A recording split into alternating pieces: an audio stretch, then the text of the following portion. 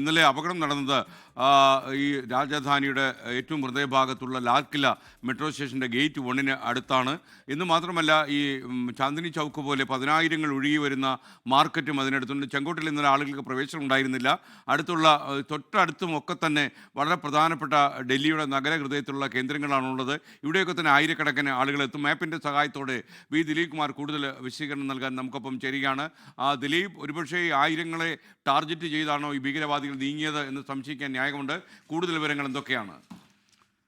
എസ്കെൻ, ഡൽഹിയിലെ ഏറ്റവും പ്രധാനപ്പെട്ട ഏറ്റവും തിരക്കേറിയ ചില പ്രദേശങ്ങൾ ഇവർ ലക്ഷ്യമിട്ടിരുന്നു എന്ന് വേണം കരുതേണ്ടത്. അതിൽ തന്നെ ഈ ലാൽ കിലയ്ക്ക് സമീപം, ചെങ്കോട്ടയ്ക്ക് സമീപമാണ് ഈ സ്ഫോടനം നടന്നതെങ്കിലും ആ സ്ഫോടനത്തിന് യഥാർത്ഥത്തിൽ ലക്ഷ്യമിട്ടിരുന്നത് ചാന്ദിനി ചൗക്കാണ് എന്ന സൂചനയാണ് ലഭിക്കുന്നത്. ചാന്ദിനി ചൗക്ക് പഴയ ഡൽഹിയിലെ ഏറ്റവും പ്രധാനപ്പെട്ട തിരക്കേറിയ വാണിജ്യ കേന്ദ്രമാണ്. അവിടെ ഒരുപക്ഷെ ഈ സ്ഫോടനം നടന്നിരുന്നെങ്കിൽ ഇതിനേക്കാൾ വലിയ ദുരന്തത്തിന് രാജ്യം സാക്ഷ്യം വഹിക്കേണ്ടി വന്നേനെ. ഇത് ട്രാഫിക് സിഗ്നലിന് സമീപം വാഹനം കുടുങ്ങിപ്പോയതുകൊണ്ട് മാത്രമാണ് ഇങ്ങനെ ഒരു സ്ഫോടനം നടക്കുകയും 8 പേരുടെ വിലപ്പെട്ട ജീവൻ നഷ്ടമാവുകയും ചെയ്തത്. പിന്നിൽ വലിയ ആസൂത്രണം ഉണ്ടായിരുന്നു എന്ന് തെളിയിക്കുന്ന തരത്തിലുള്ള തെളിവുകളൊക്കെ ഇപ്പോൾ അന്വേഷണ സംഘത്തിന് ലഭിച്ചുകൊണ്ടിരിക്കുകയാണ്.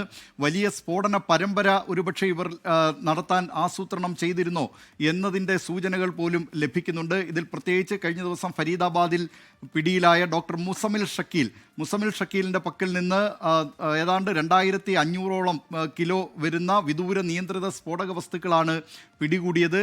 കഴിഞ്ഞ 15 ദിവസമായി ഹരിയാന പോലീസും ജമ്മു കശ്മീർ പോലീസും സംയുക്തമായി തിരച്ചിലുകൾ രാജ്യത്തിൻ്റെ വിവിധ ഭാഗങ്ങൾ, പ്രത്യേകിച്ച് ജമ്മു കശ്മീരിലും ഹരിയാനയിലുമൊക്കെയായി തിരച്ചിലുകൾ നടത്തി വരികയായിരുന്നു. അവർക്ക് നേരത്തെ ലഭിച്ച ചില രഹസ്യാന്വേഷണ വിവരത്തിൻ്റെ അടിസ്ഥാനത്തിലും അതോടൊപ്പം ജെയ്ഷെ മുഹമ്മദ് ജമ്മു കശ്മീരിൽ പല ഭാഗങ്ങളിലും പതിച്ചിട്ടുള്ള പോസ്റ്ററുകൾ, അത്തരം കാര്യങ്ങളുടെയൊക്കെ അടിസ്ഥാനത്തിലാണ് ഈ തിരച്ചിലുകൾ പോലീസ് നടത്തി വന്നിരുന്നത്. ഈ തിരച്ചിലാണ് വിലപ്പെട്ട പല രേഖകളും തെളിവുകളുമൊക്കെ ലഭിച്ചിരുന്നത്. ഇതിൻ്റെ കൂടി അടിസ്ഥാനത്തിലാണ് ഇത് പിന്നീട് ഈ ഡോക്ടർ മുസമിൽ ഷക്കീൽ ഡൽഹി അതിർത്തിയിലെ ഹരിയാനയിലുള്ള ഫരീദാബാദിൽ നിന്ന് ഈ മുസമിൽ ഷക്കീലിനെ പിടികൂടുന്നു.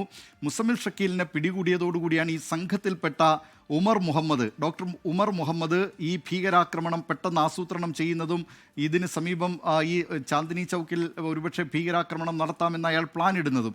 ഈ ഭീകരാക്രമണത്തിൽ ഈ ഉമർ മുഹമ്മദ് എന്ന ആൾ, ഈ ഭീകരാക്രമണം ആസൂത്രണം ചെയ്തയാൾ കൊല്ലപ്പെട്ടിട്ടുണ്ടാകാം എന്ന സംശയവും അന്വേഷണ ഏജൻസികൾക്കുണ്ട്. ഏതായാലും ഇക്കാര്യത്തിൽ വിശദമായ അന്വേഷണം നടത്തി വരികയാണ്. ഇതിലേക്കൊക്കെ കാര്യങ്ങൾ എത്തിയത്, ഒന്ന് ഈ ഡോക്ടർ മുസമിൽ ഷക്കീലിനെ പിടിയിലായത്, മറ്റൊന്ന് ഇന്നലെ ഈ കാറിൻ്റെ i20 HR ഹരിയാന രജിസ്ട്രേഷനിലുള്ള i20 കാറിൻ്റെ ഉടമസ്ഥൻ സൽമാൻ എന്നയാളായിരുന്നു. അയാളിൽ നിന്ന് പലരിലേക്ക് ഈ കാറ് വിപണനം ചെയ്തിട്ടുണ്ട്. അതിലേറ്റവും ഒടുവിലായി വാങ്ങിയത് പുൽവാമ സ്വദേശിയായ താരിഖ് എന്നയാളാണ്. താരിഖ് അഹമ്മദ് ഗുൽ എന്ന് പറയുന്ന ആളാണ്. അയാളിൽ നിന്ന് കാർ ഡോക്ടർ ഉമർ മുഹമ്മദ് വാങ്ങി എന്നാണ് പറയുന്നത്. ഏതായാലും ഈ കാര്യത്തിലെല്ലാം താരിഖും ഇപ്പോൾ പോലീസിൻ്റെ കസ്റ്റഡിയിലുണ്ട്. വിശദമായി തന്നെ അന്വേഷണ സംഘം അയാളെ ചോദ്യം ചെയ്തു വരികയാണ്. ഇതുമായി ബന്ധപ്പെട്ടുള്ള മറ്റൊരു പ്രധാനപ്പെട്ട കാര്യം വൈറ്റ് കോളർ ടെററിസം, വെള്ളക്കോളർ ഭീകരത ഒന്ന് ഈ ജെയ്ഷെ മുഹമ്മദിൻ്റെയൊക്കെ നേതൃത്വത്തിൽ രാജ്യത്ത് നടക്കുന്നുണ്ട്. പ്രധാനപ്പെട്ട പ്രൊഫഷണലുകളെ, ഡോക്ടർമാരെ, ഉയർന്ന ജോലിക്കാരെയൊക്കെ ലക്ഷ്യമിട്ടാണ് അവർ ഈ ഭീകര സംഘത്തിലേക്ക് വലവീശി പിടിക്കുന്നത്. ആ വെള്ളക്കോളർ ടെററിസത്തിൻ്റെ ഭീകരതയുടെ ഭാഗമായിട്ട് അതിൽപ്പെട്ട ആൾക്കാരാണ് ഇവരെന്നും ഇപ്പോൾ ഈ അന്വേഷണ ഏജൻസികൾ തിരിച്ചറിയുന്നുണ്ട്. ഏതായാലും വിശദമായി അന്വേഷണം നടന്നു വരികയാണ്. പലരെയും കസ്റ്റഡിയിലെടുത്ത് ചോദ്യം ചെയ്യുന്നുണ്ട്. SKN, നമുക്ക് ഇതിൽ കാണാം, ഈ മാപ്പിൽ കാണാം, ഏറ്റവും പ്രധാനപ്പെട്ട രാജ്യത്തെ റെഡ് ഫോർട്ട്, ചെങ്കോട്ട എന്നറിയപ്പെടുന്ന ലാൽ കില എന്ന് ഹിന്ദിയിൽ പറയുന്ന ആ ചെങ്കോട്ട, അത് ഇന്ത്യയുടെ മുഗൾ രാജവംശത്തിൻ്റെ തലസ്ഥാനമായിരുന്നു ഈ ചെങ്കോട്ട. അതിനു പുറമെ ഇന്ത്യയുമായി ബന്ധപ്പെട്ടുകൊണ്ട് ഇന്ത്യയുടെ ഏറ്റവും പ്രധാനപ്പെട്ട കേന്ദ്രങ്ങളിലൊന്നാണിത്. നമ്മുടെ സ്വാതന്ത്ര്യദിനത്തിൽ പ്രധാനമന്ത്രിമാർ അത് രാജ്യത്തെ അഭിസംബോധന ചെയ്യുന്നത് ഈ ചെങ്കോട്ടയിൽ നിന്നാണ്, ചുവപ്പ് കോട്ടയിൽ നിന്നാണ്. നേരത്തെ 2000-ൽ ഭീകരാക്രമണം നടന്ന സ്ഥലമാണ് ഈ ചെങ്കോട്ട. അന്ന് ഈ ഭീകരാക്രമണത്തിന് നേതൃത്വം അല്ലെങ്കിൽ അതിൻ്റെ ആസൂത്രകർ എന്ന് പറയുന്ന ഈ ജെയ്ഷെ മുഹമ്മദ് അവരന്ന് അവകാശപ്പെട്ടിരുന്നത് ഇന്ത്യയുടെ ഏറ്റവും പ്രധാനപ്പെട്ട തന്ത്രപ്രധാന മേഖലയിൽ തങ്ങൾ ആക്രമണം നടത്തിയെന്നാണ്. അത് മറ്റു ഭീകര സംഘടനകളിൽ നിന്ന് പോലും, പാകിസ്ഥാനിൽ നിന്ന് പാകിസ്ഥാൻ്റെയൊക്കെ സഹായം കൂടുതലായി ഈ ആക്രമണത്തെ തുടർന്ന് അവർക്ക് ലഭിക്കുന്ന ഒരു സ്ഥിതി ആ ചെങ്കോട്ട ആക്രമണത്തെ തുടർന്ന് അന്ന് ഉണ്ടായിരുന്നു 2000-ൽ. അതുകൊണ്ടൊരു പക്ഷേ അവർ ഈ ചെങ്കോട്ട ആ പ്രാധാന്യം തിരിച്ചറിഞ്ഞുകൊണ്ട് ആക്രമണം നടത്തിയതാണോ എന്ന കാര്യത്തിലൊരു സംശയമുണ്ട്. പക്ഷേ ഈ തിരക്കേറിയ സ്ഥലം അത് ഇതിന് തൊട്ടടുത്ത് തന്നെയാണ്. നമുക്ക് കാണാം, അതിന് അടുത്ത് തന്നെ ഈ ലാൽക്കില മെട്രോ സ്റ്റേഷൻ വാരകൾക്കപ്പുറമാണ്. ആ മെട്രോ സ്റ്റേഷൻ്റെ 1-4 ഗേറ്റുകൾക്ക് സമീപമാണ് ഈ സ്ഫോടനം നടന്നത്. അതിനിടയിലാണ് 1-ാം ഗേറ്റിൻ്റെയും 4-ാം ഗേറ്റിൻ്റെയും. ഡൽഹിയിലെ ഒരു പ്രധാനപ്പെട്ട മെട്രോ സ്റ്റേഷനാണ് ഈ ലാൽക്കില മെട്രോ സ്റ്റേഷൻ.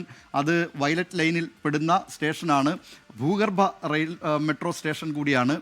ഡൽഹിയിലെ ആദ്യത്തെ മെട്രോ വന്ന സ്ഥലങ്ങളിലൊന്നാണ് ഈ ലാൽക്കില തുടങ്ങി കശ്മീരി ഗേറ്റ് വരെയുള്ള ആ ഭാഗം. അതുകൊണ്ട് തന്നെ വളരെ തിരക്കേറിയ എന്ന് പറഞ്ഞാൽ നമുക്ക് വൈകിട്ടൊക്കെ ആണെങ്കിൽ ആളുകൾക്ക് അങ്ങനെ നിന്ന് തിരിയാൻ കഴിയാത്ത വിധം തിരക്കേറിയ സ്ഥലങ്ങളാണ് ഇതൊക്കെ, ഈ പഴയ ഡൽഹിയിലെ ഈ പ്രധാനപ്പെട്ട വാണിജ്യ കേന്ദ്രങ്ങൾ. അത് ഈ ലാൽക്കില മെട്രോ സ്റ്റേഷൻ തന്നെ ഈ സ്ഫോടനത്തിൽ അക്ഷരാർത്ഥത്തിൽ വിറങ്ങലിച്ചു എന്ന് വേണം പറയേണ്ടത്. ആ സ്റ്റേഷൻ്റെയൊക്കെ പല ഗ്ലാസുകൾ ചില്ലുകളൊക്കെ തകരുന്ന സ്ഥിതി, അത്രത്തോളം ശക്തമായ സ്ഫോടനമാണ് നടന്നിരുന്നത്.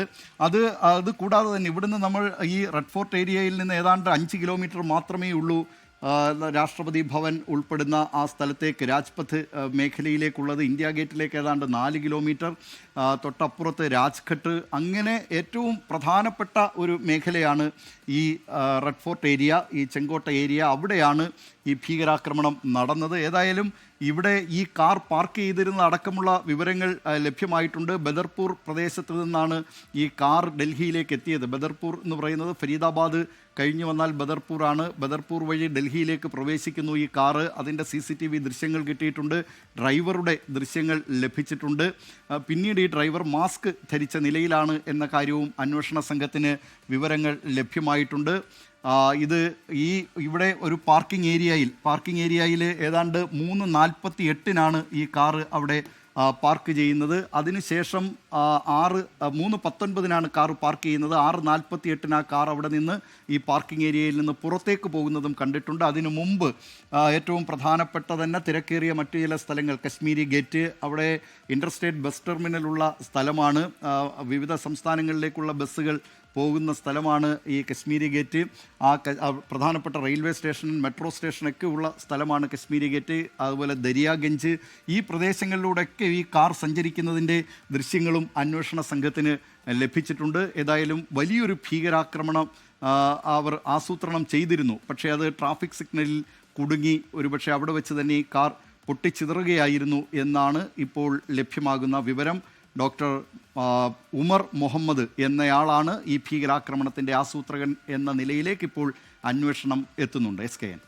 ദിലീപ് കുമാറാണ് വിവരങ്ങളുമായി ചേർന്നത്. ലോകത്തെവിടെയായാലും ഏത് സമയത്തും 24 വാർത്തകളും ഓഗ്മെന്റഡ് റിയാലിറ്റി പാക്കേജുകളും എക്സ്പ്ലെയിനറുകളും വിശദമായി കാണാൻ ഞങ്ങളുടെ YouTube ചാനൽ നിങ്ങൾക്ക് സബ്സ്ക്രൈബ് ചെയ്യാം.